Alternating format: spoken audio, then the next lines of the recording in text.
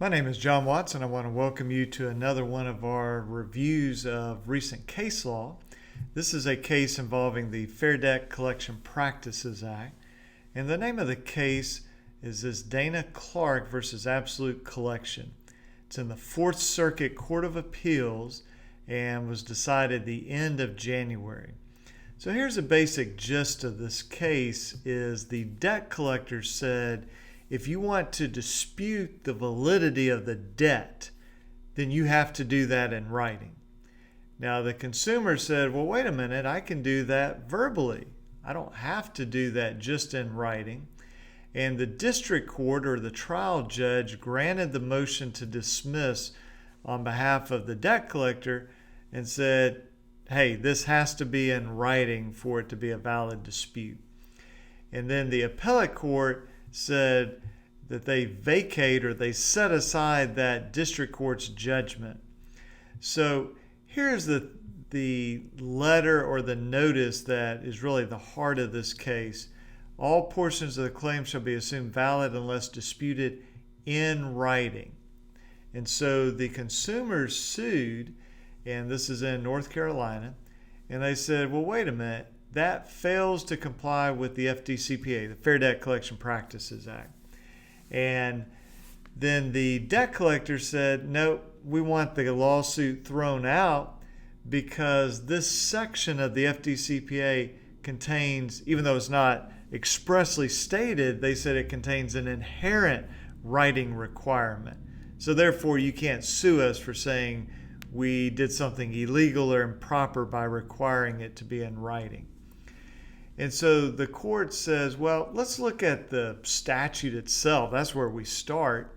And where the language is plain, the sole function is to enforce it.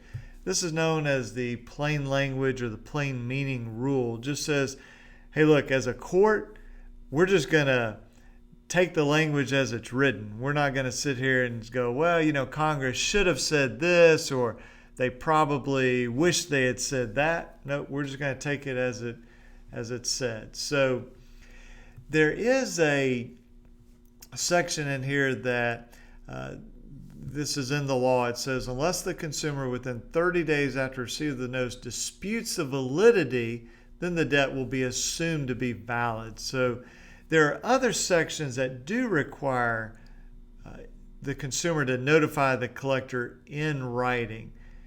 And so the debt collector is saying, well, look, because some sections say writing, some don't say writing, you need to assume that they all require writing. And the consumer said, nope, that's not the situation. Now, the courts are split on this. The Third Circuit says that it does have to be in writing, and that's a case all the way back in 1991.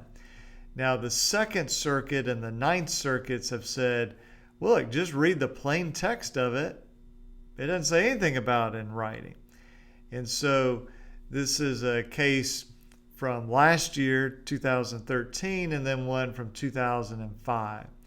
And so this Fourth Circuit court says, we find the FDCPA clearly defines communications between debt collector and consumers, and that some of these sections explicitly require written communication, whereas this other section, that's what the whole lawsuit was about, plainly does not.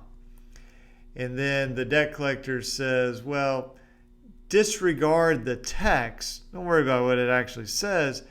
Read into it or write into it words that are not there. And the court says, we're not going to do that.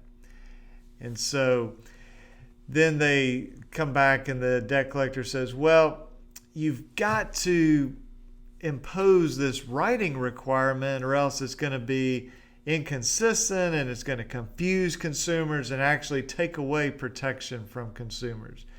And the court says, no, nice try, but that isn't going to work. And they say, we don't believe if you just read the plain language, and by the way, this law has not been changed. It's been on the books for years and years and years. If it was confusing, you would think Congress would have fixed it. And the court's saying it's not going to lead to absurd results. Now, there is a concept when we look at statutes that if it would lead to absurd results, then we may not take the plain language. But they say, no, that's not the situation here. And you can read the rest of this yourself, and I just pulled this opinion up on Google Scholar, so you can find it there for free. And then they take note that it's well established, must give effect, if possible, to every clause and word of a statute.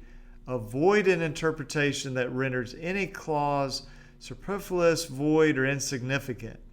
And then they say, you know what, we need to allow this part of the code section to stand on its own. And so they say, look, here's our holding.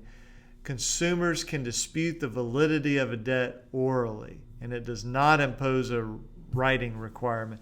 Now, the court doesn't explain this, but it's significant in a number of ways. One, if you dispute it verbally, then if the debt collector is credit reporting and they continue to update the credit report, they have to show it as being disputed. If they don't do that, then that violates a section of the law. It's called 1692E8 is the section. And then sometimes debt collectors like to say, well, when they sue you, they go, well, you never disputed it and you had to dispute within 30 days. First of all, that has no application when you're being sued. In other words, if you don't dispute it, that is not you somehow admitting that you owe the debt. It just means the debt collector is free to assume this must be valid debt so they can collect on it. But if you verbally dispute it, you take away, as sort of silly and bogus of an argument as that is, you at least take it away by disputing it verbally. And the court noted here in a footnote, we also note the term dispute, as commonly used, contemplates oral communication. They just look at the dictionary to argue, debate, to discuss, and we understand that it can be done verbally. You can certainly argue, debate, discuss without having it in writing. So I think this is a very good opinion. It's a common sense opinion. Some court opinions are 100 pages long. This one's pretty short because they go, look, just read the statute. It says what it says. So the bottom line is you have to look at where you are in the country, but at least in the circuits that have recognized that we're just going to take the plain language, then that makes it very clear. Now, if you have the option, it's always best to dispute in writing and to send it certified mail, return receipt requested, where you get the little green card back so that you can absolutely prove that you disputed this debt. And if you look on our website, alabamaconsumer.com, we have a very simple dispute letter, and I think the title of the article is Simple Dispute Letter to Debt Collectors. And I'll have a link underneath this video to that article. But it talks about how we can make sure our credit reports are accurate. And also, you can let the debt collector know, hey, if you think you ever have permission to call my cell phone, then you give them your cell phone number. You don't have that permission, so don't ever call my cell phone. And if they do with a computer or an auto or robo dialer, then that can violate the TCPA, Telephone Consumer Protection Act, which can be a very valuable situation for you and a very dangerous situation for the debt collectors. Now, they know what this law is, but they routinely violate it, and it can be damages of $1,500 per call. We've had cases where we've had hundreds of calls, so very powerful thing to do to dispute in writing. But this opinion makes it clear you do not have to dispute in writing.